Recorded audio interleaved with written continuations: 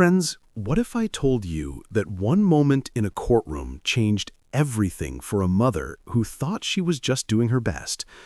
Imagine the shock when she heard the words, "You're fined $400. But the story didn't end there.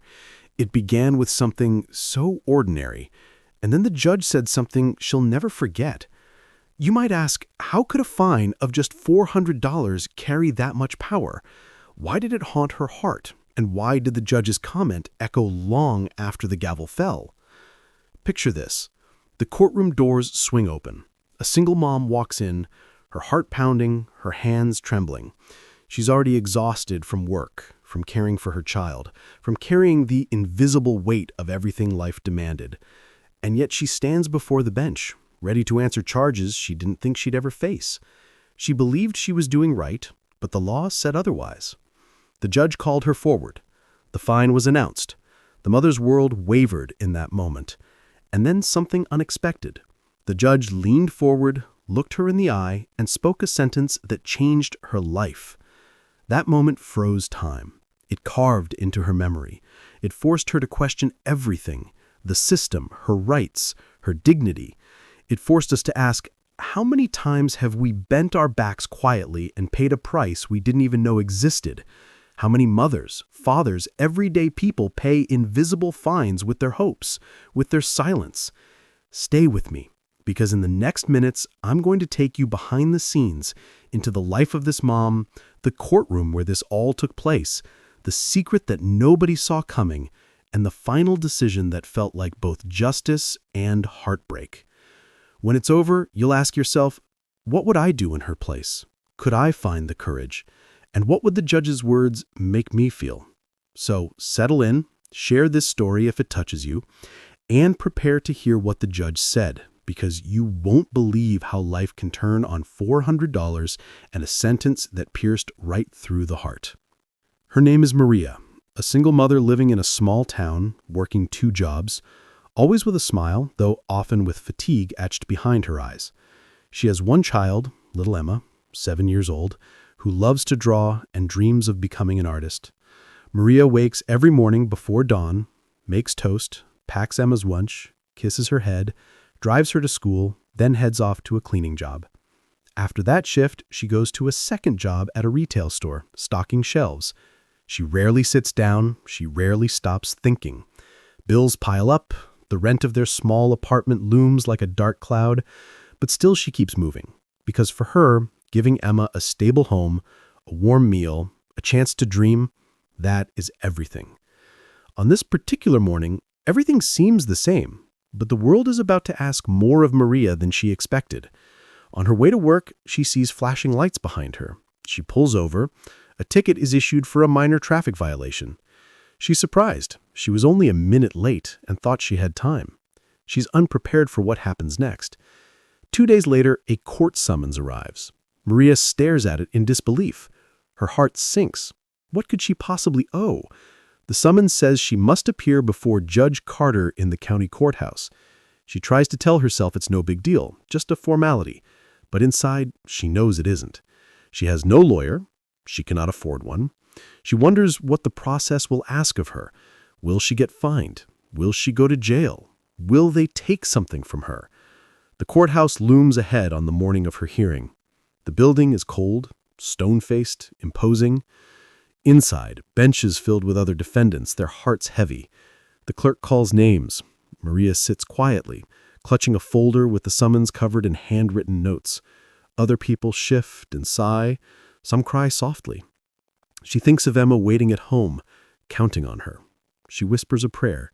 Let this be quick. Let this not be something I cannot bear. When her name is called, she rises, heart thumping like a drum in her ears. She walks to the front of the courtroom. The judge, the bailiff, the clerk, all silhouettes in a strange half-light. The judge's robes swirl like a mantle of authority.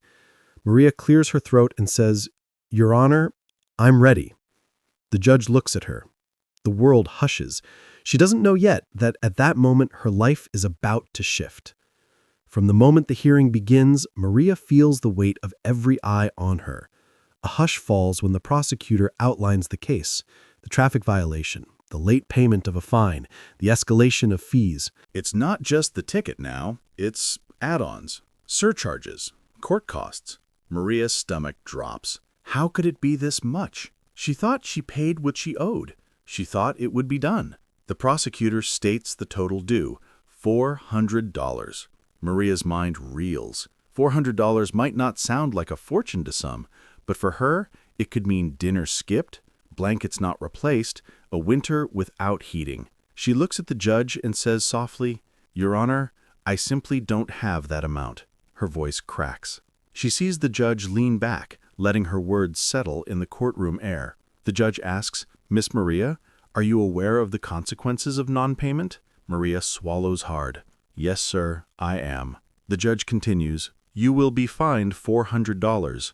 If unpaid, further penalties will follow." The gavel has not yet fallen, but Maria's world tilts. She wonders, is that fair? Is there any mercy for someone like me? She pictures Emma's school supplies, Emma's dreams, and wonders, what will this cost us? As she returns to her seat, internal alarms ring loud. She knows she can't pay. She has no savings. She has only worry. She wonders silently, will they garnish my wages? Will they take something else? She remembers the rent is due next week, and her heart tightens. She is stuck in a place of impossible choices. The courtroom continues its mechanical process. Names read, fines tallied, deadlines set. But for Maria, each word is a drumbeat of dread. In that moment, a clue surfaces. The clerk mentions a payment plan option, but only if the fine is acknowledged within 10 days. Maria glances at the judge and asks quietly, "May I ask what happens if I cannot afford the payment plan?" The judge's expression becomes stern, yet not unkind. He says, "If you cannot pay, further consequences will ensue. Additional fees, perhaps community service, or worse." Maria's mind races. Worse? What could worse mean? She pictures time stolen from her life. She thinks of Emma waiting at home. She cannot let this spiral. As the hearing ends, Maria exits the courtroom with that folder in hand.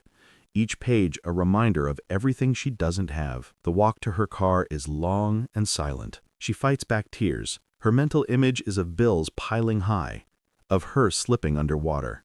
She wonders, why did this happen to me? Why must a mistake cost this much? Her mind drifts to the traffic ticket, the fine she believed was minor. It seemed harmless, a single moment of tardiness. But now it carries the weight of a mountain. Back at home that evening, Emma shows Maria a drawing of a sunny day. Bright sky, smiling trees, flying kite. Maria hugs her daughter and wonders, how will I tell her? How will I explain the worry creeping into my heart? She lies awake late, staring at the ceiling, imagining collection notices, loss of license, even court summons again. She's trapped in a fear she never expected. The next day, she returns to the courtroom clerk's window and asks, "Is there any waiver or forgiveness for someone in my situation?" The clerk shakes his head. "Only if you provide proof of extreme hardship and apply by next week." Maria's hope flickers. She thinks, I must find that proof. But she has nothing but faith. As Maria digs deeper, she uncovers something shocking about the fine process. Hidden fees that escalate quietly, charges that multiply, words in small print that many never read. She learns the initial violation fine was only $70, but then administrative costs, processing charges, legal service fees, all rolled into $400. She wonders, had I known this, could I have fought it? She reviews the papers at home under the lamp's glow, scanning each line. Her stomach lurches. She feels betrayed by the system she trusted. One morning she visits a community legal aid center. The volunteer attorney leans across the table and says, "You're not alone. Many low-income mothers get tripped by this exact chain." Maria's heart races. She asks, why does the system seem so stacked against people like me? Are there others suffering quietly? The attorney nods. He explains that courts often apply rigid rules without context to personal hardship. Maria clenches her hands. She thinks of families like hers, slipping under the radar. The conversation leaves her determined. She must fight, not just for $400, but for dignity, for fairness. Back at home that night, Emma comes to her with a question. "Mom, are we okay?" Maria pauses. Her chest tightens. She forces a smile and says, "Yes, sweetheart, we are okay." But in her soul she knows the truth. They're teetering. She thinks of Emma's laughter, of her small hands reaching for comfort. She imagines telling her daughter, "Mom has to go to court again. We might lose something." And the tears she holds back are heavy. The hearing date arrives. Maria enters the courtroom again, this time with documents, proof of low income, rent receipts, utility bills, store pay stubs. Before her are other cases, some simple, some complex. The courtroom hums with tension. When it's her turn, she stands, and the judge asks, "Do you have anything to present?" She places the papers on the bench and says, "Your Honor, I ask for mercy. I ask for understanding." The judge reviews the documents and looks at her with an intensity she never felt before. Silence stretches. Maria's heart pounds. She wonders, will he see me? Will he understand my life? Or will I just be another case number?